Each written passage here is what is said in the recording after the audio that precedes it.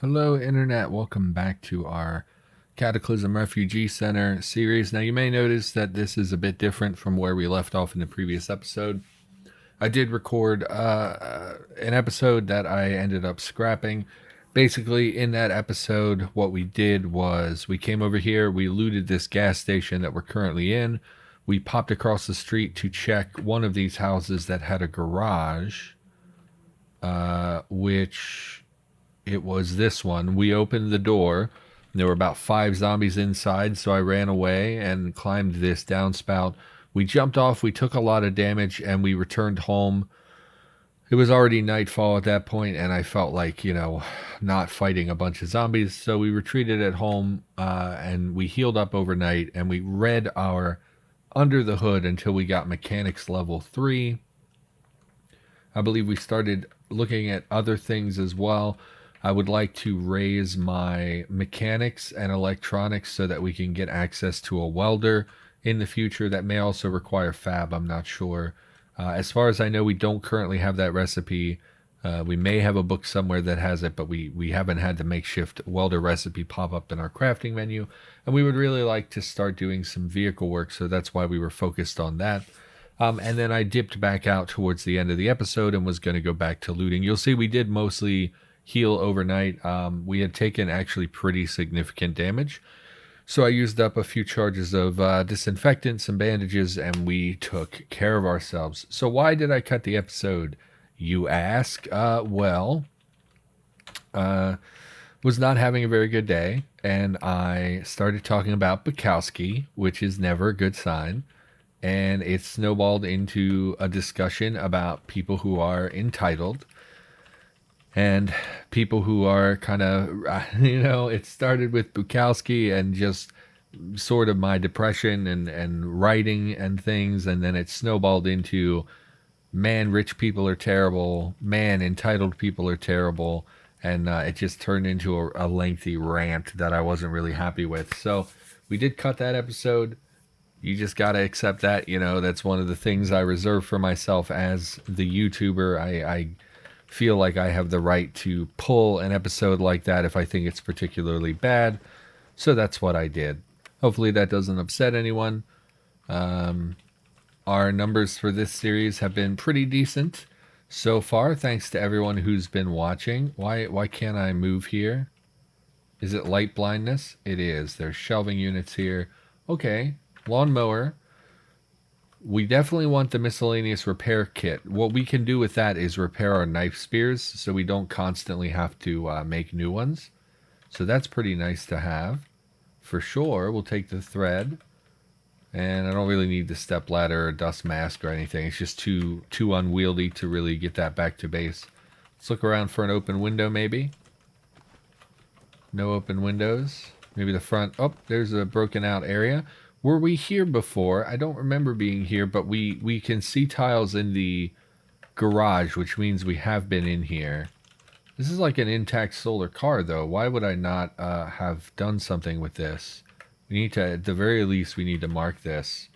Garage solar car. So that we know where to get some solar panels and things down the road. Not sure why I would have peeked in here and then left. It doesn't look like we really looted. Plastic rake. No thank you. Not important. Yeah, I don't know. Just been real depressed over the last couple of days. Kind of spiraling mentally a little bit. Trying really hard not to have that happen. I have a meeting with my psych on Wednesday. I'm actually dreading the meeting because we need to talk about some serious things, which I'm a little worried about. I do... Probably shouldn't care, but I do care what people think of me, and that includes my psych. And I always feel like I disappoint everyone. I always feel like I'm not making progress. And so I've been a little bit sad over the last few days in particular. And yeah, I've just been not super great. Trying to distract myself, trying to keep busy. I I mean, we could talk about it a little bit. I don't want it to turn into the last episode, but I have been looking for inspiration because I've been a little bit lackluster. So I went to, Google and was looking for like inspiration for writing, something to motivate you to write. And I started getting Bukowski quotes, and there's a pretty good quote. I believe it's called "So You Want to Be a Writer." So if you're interested, go to YouTube, search for Bukowski. So You Want to Be a Writer. There's some people who have read it. It's quite good. And on the one hand, it's very inspirational. He's talking about like the things that really speak to me. He says something like, unless it comes roaring out of you, like if it doesn't come to you, just wait patiently for it to come. And if it never comes, maybe it's not meant to be, kind of attitude. And for the most part, it's somewhat inspiring and interesting and certainly, is well written. It's just that it's also counterintuitive to everything that people teach nowadays. So like Bukowski, if you talk to Bukowski, his whole attitude is like, you're either a writer or you're not. It'll either come to you or it's not meant to be. You have to be taken by the muse, that sort of thing. And then if you speak to most modern authors, like Bukowski says, don't write for an audience. If you're writing for someone else, stop. If you feel like you need to market your work, stop. It's not about that. It's about the beauty of creation. It's about, just doing it because it simply is part of you and it's something that you do by like naturally. Which speaks to me because I'm someone who relies very heavily on, what I would call the muse. And so Bukowski has a lot of that stuff. But if you speak to most modern authors, they'll tell you the exact opposite. They'll tell you that, you need to write to market. You can't just write whatever you want. You have to choose. You have to know who your audience is. You have to know how you're going to sell this book. You need to know what genre it fits into, so that it's marketable, and you need to write for that audience. And then, of course, we've talked previously about Stephen King, who says basically you should be working. It's work. You either work or you don't. Whereas Bukowski is more about inspiration, So it's kind of jarring with the modern recommendations, but I got to be honest, the Bukowski, the way he talks about it is like so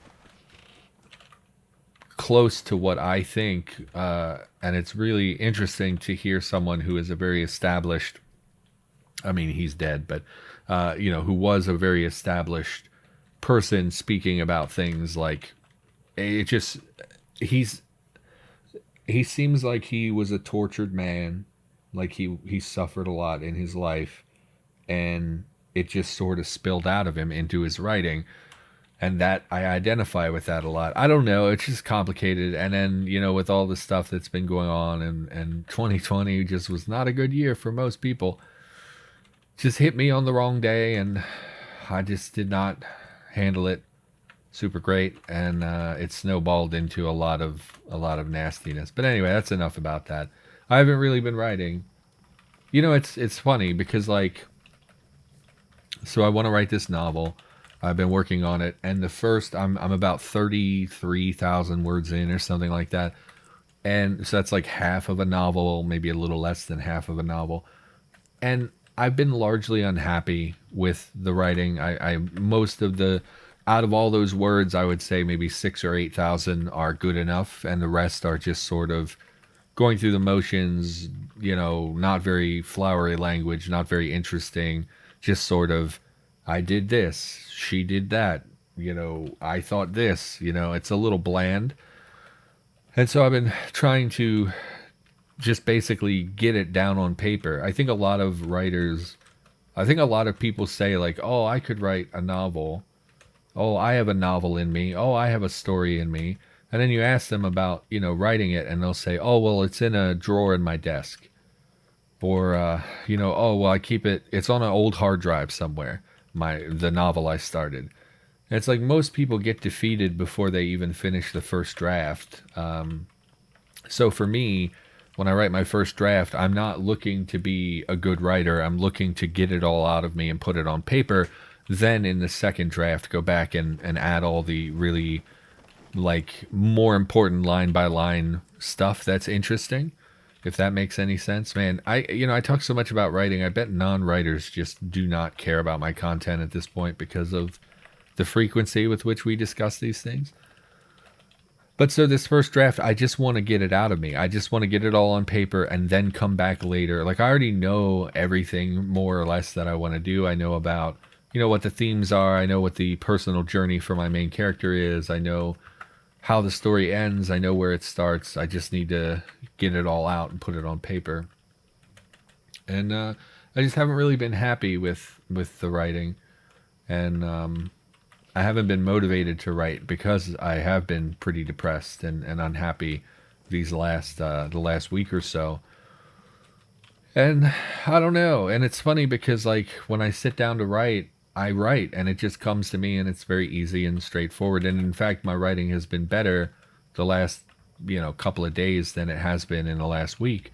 And I think it just comes and it's just so easy, once I sit down and do it. Like, writing is not hard. What is hard is to sit down and actually make yourself write. So, like, the actual act of writing, I think this is probably true for most writers, although I don't probably know that many. I think the hardest part is sitting down to do the work. Once you start typing, even if it's just nonsense, like sometimes people sit down and they'll just type like la la la la la. I wish I knew what to write. This guy, blah blah blah. And it's just like, once you start typing and once you see the Word document in front of you, I think it comes to you. I think it's easy after that. The hard part is being like, okay, well, at 3:00 I'm going to sit down and I cannot move until I have written for 45 minutes or whatever. Or, man, I really want to go get a coffee. And it's like, well, okay, I understand that you want coffee, but you're just going to distract yourself. You're going to get up, you're going to leave the house, you're going to go get a coffee, you're going to come back, you're going to sit here, you're going to drink the coffee. You're wasting time. You can have coffee once you write 600 words or whatever. So, like, the actual act of sitting down and doing the work is the tough part. It's not, or no, I'm sorry. The writing is not the tough part. It's the sitting down to do the writing that is hard. Once you get to that point, I think it's easy. It flows out of you. Especially if you are like a writer, especially if writing is important to you.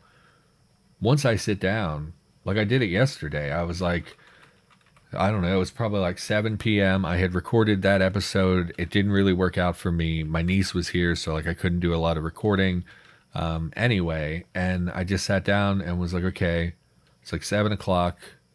Let's write. And I didn't write. I sat down and I watched some YouTube videos. And after a while, I was like, okay, remember, we're supposed to be writing. And I was like, oh, now might be a good time to download my podcasts for when I go to work. So I did that. And like, oh, someone on Discord pinged me. I have to respond. And like all the stuff that distracts you, it's not even like, people think that it's always like, people will blame external sources. Like, oh, I couldn't get anything done today because the phone kept ringing. I couldn't get anything done today. Oh, my kid was like this or that. And for the most part, I think that it's actually an internal problem. It's not, oh, your kid was annoying, oh, you had work stuff, or oh, the internet is such a hardcore distraction. No, it's because you don't really want to write. You're not taking the steps to force yourself into a situation where you're actually going to do the work. It's a personal issue. It's not outside of you. It's not someone else doing it to you. It's not someone. Why did that all fit? It said it wouldn't fit. Okay, that one won't fit. Let's go drop off our goodies. We really want to loot pantries. We don't have very much food. It's an internal problem. We can't blame it on other people. We can't say, oh, and writers do that too, where they blame it on the muse. They're like, oh, the words just aren't speaking to me today, or oh, I have writer's block. And I just don't buy most of that. It's an internal barrier that like you're preventing yourself from. But anyway, that's enough. No one cares. Let's get ourselves a question, shall we? This is see, I like writing, okay, but I understand that is not what this channel is about. I'm hoping long term to merge Cataclysm with writing content and hopefully open up the audience to the possibility of more of my writing stuff. But I think most people don't want to hear, a ramble about writing, and certainly probably not Bukowski. Let's pick a question. If you wanted to slowly drive a roommate insane using only notes, what kind of notes would you leave around the house? Drive a roommate insane by leaving notes. Well, first I would spend several weeks mastering their own handwriting so that they would not actually think that it was me. So it would appear to be notes that they themselves wrote. And I would gradually leave reminders for them to do things that they won't remember leaving notes for. I don't know. This is stupid. Give me a different question. If you had if you had a giraffe that you needed to hide, where would you hide it? I gotta be honest. Questions are dumb. Someone left me a comment and said, "Hey, where do I submit questions?" Y'all can ask me whatever you want in the comments, of course. I mean, barring like personal information, but for the most part, you can ask me anything. I don't respond to every comment, but I do read every comment as long as YouTube tells me that the comment is there. And yeah, I don't know. You can ask whatever you want. These are just bad questions. What's fine in small numbers but terrifying in large numbers? I don't know. Everything is more terrifying in like I just saw a squirrel when I went out to smoke, and it was walking up on the balcony towards me, and then I guess it didn't see me, and then I moved and it bolted. So like a squirrel in small numbers, there's like 2 squirrels, that's adorable. If there's 30,000 squirrels in your yard, that's pretty petrifying. I would be concerned that they would wash over me like a school of piranha, and that would devour me down to my bones, because squirrels love nuts. So kill these zombies. This is the garage that we had opened where there were quite a few zombies inside. So we kind of want to... The tough zombie, I think, was the scariest one. They were like baseline zombies. They weren't particularly scary. But there were 5 of them in close proximity, which is something I don't want. Can you climb these? What is this? It's monkey bars. Can't climb them? Oh, they extend from one tile to the next. It looks vertical, like this is just a ladder into the sky, but I get it. It's just a perspective thing. Sure. Monkey bars. Pulp. You have a laptop on you. That's actually good. That's a medium battery we can take. Sure. Unload the laptop. I don't know how many medium batteries we have found. We certainly want some of them for when we do get to the stage of welding. Are you a swimmer, zombie? I think you're in a bikini.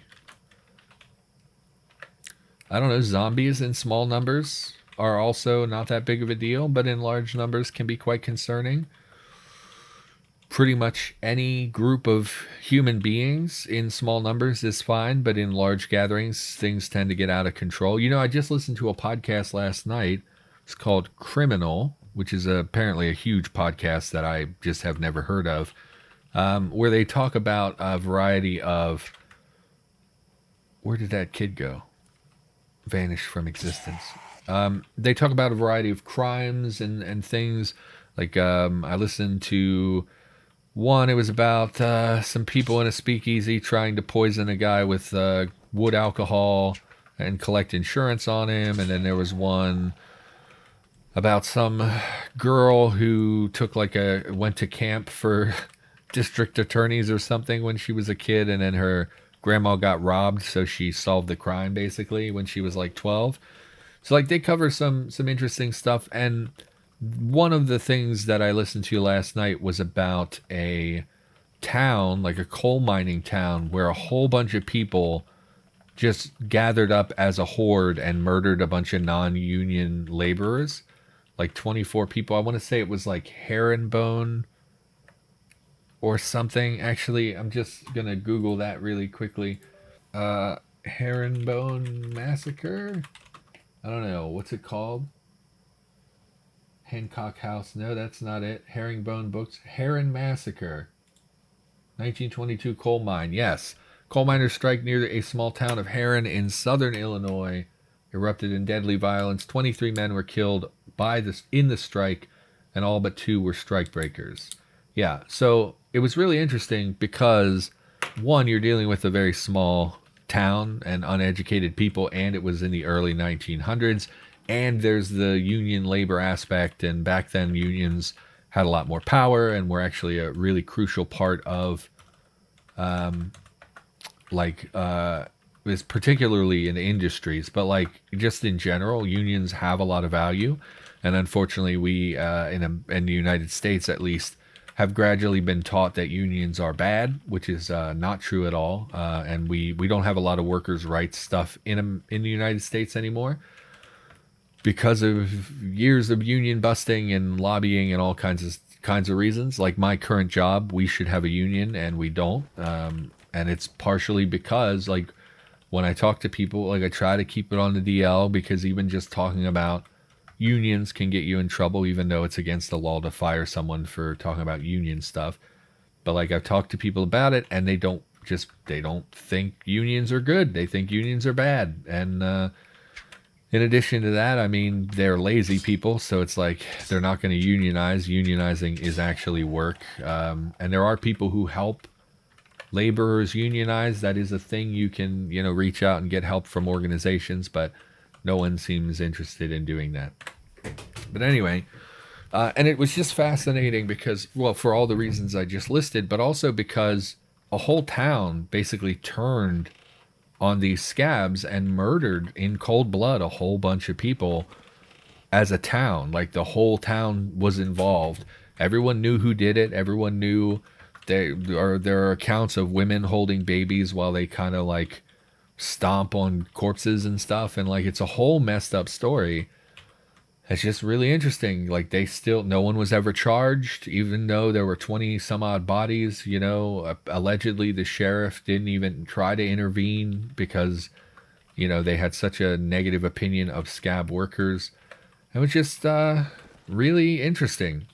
So like any group of people has the potential to become really unruly. We see it in protests all the time. There are always some bad actors in a group. Like even when a protest has a good message or is a positive thing, there are always people looking to take advantage of that confusion by looting or burning or flipping cars or whatever. It definitely is something that happens in every protest. A lot of people in the United States, we blame each other, right? Some people, oh, it's the right, oh, it's the left. But the reality is it happens pretty much all the time because the people who cause most of those problems are not just, they're not on one side or the other. They're just out for their own selfish gains. So like it happens basically at all protests. What am I looking at here? What is this? Indoor plants. Yellow indoor plants. And a deck chair. Okay. It's like a little patio. That's pretty cute. Like a indoor balcony, kind of. With deck chairs. I like this. We have a balcony. I like the balcony. We hear something downstairs. Interesting place for a water heater, I guess. That's fine. So not much up here. Actually, the last couple houses we've looted have been better than a lot of the locations we've been to because we picked up quite a few books. Most of them are not super interesting, but we picked up like Modern Rifleman and the First Aid book are pretty good. So, yeah, pretty good haul so far. Oh, we got a lot of cough syrup as well. No, it's just one. Oh, 3. Okay, yes. 4. My mistake. 4 cough syrups. Oh, no, I'm counting the bottles and the loot. Okay, I understand. Anyway, let's go dump our goodies off. So this was a pretty good house to loot. And we will check that garage now that we've killed a few of the zombies that were there. But we'll head back and drop off our goodies. Brainless zombie. I guess we should kill you. Usually I just leave them alone, but they can evolve over time. And they're on a pretty quick evolutionary scale. They evolve relatively quickly. So anyway, yes, large groups of any group of people can quickly lead to a mob mentality. You see it in movies a lot, of course. It's a favorite of movie makers to really show how crazy people can be in a group. And although many times I think that it's a bit overdone, it is something that happens, and we see that throughout history. People, being kind of rallied behind a flag or, a particular motivation, and then they end up doing really horrible, heinous things. So, yeah, it's a bit of a downer. bit of a downer, I guess. I am a downer. It's sort of my brand. I should just make t-shirts that say I'm a downer. I would wear such a shirt. All right. So, other things in small numbers. I don't know, like, it's just such a dumb question. So many of my questions are so lackluster. Let's check this. Oh, yes. So we did kill a pupating zombie, I believe, in that episode as well. It was, I did want to remark on this because I think it's a little bit much. We started fighting this thing. It was pretty far away. Apparently they regenerate, which I did not know. And we hit it for hundreds of points of damage with our knife spear. And it was regenerating to basically every time we hit it, the very next turn it was back at full health. So I don't know what kind of regen they have. I'm not sure why they have just like what seems like infinite regen. Because we dealt hundreds and hundreds of damage to the pupating zombie before it died.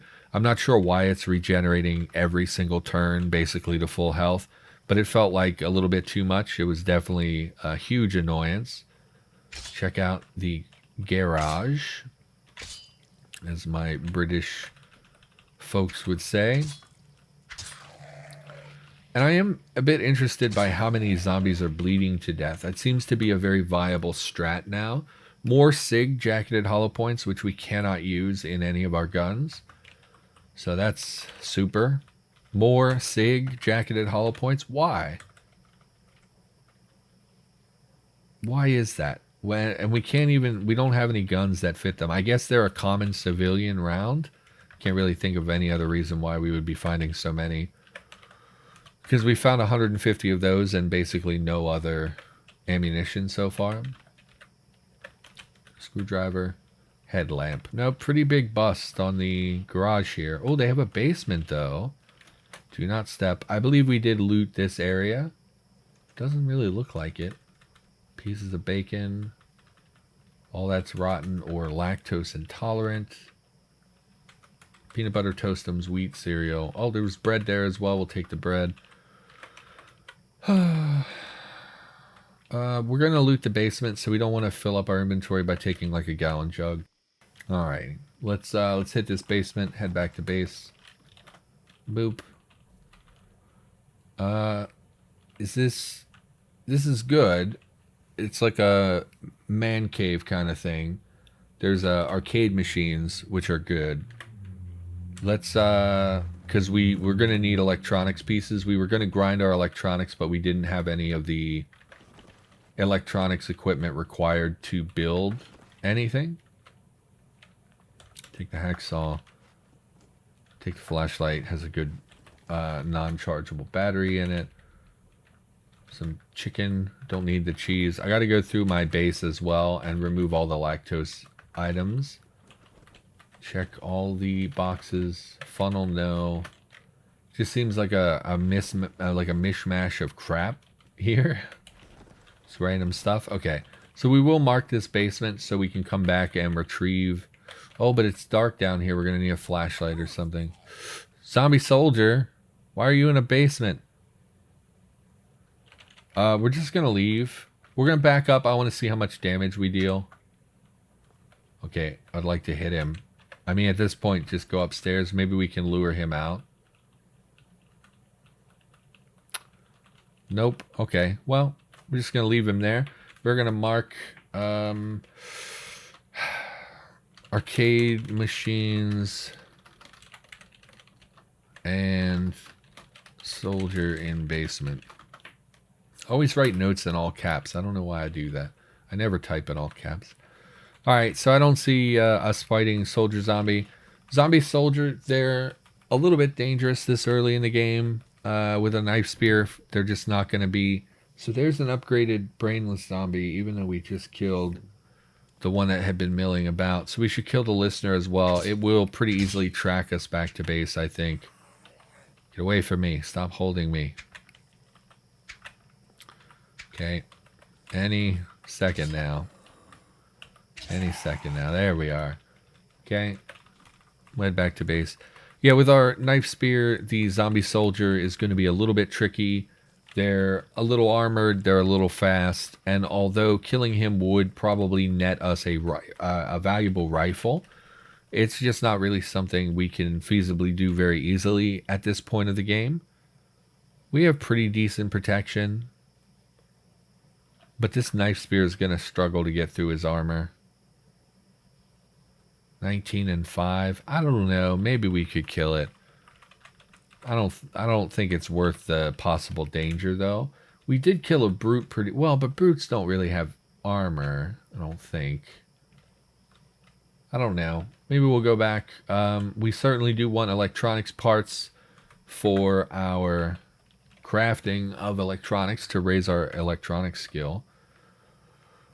But I don't think that's an issue for this episode. So everybody, thanks for watching. I think we should wrap this up. I'll be back with more Cataclysm in the near future. Sorry things got dark. They always do, because I have a very bleak worldview. I'll be back with more in the near future, and I'll see you next time.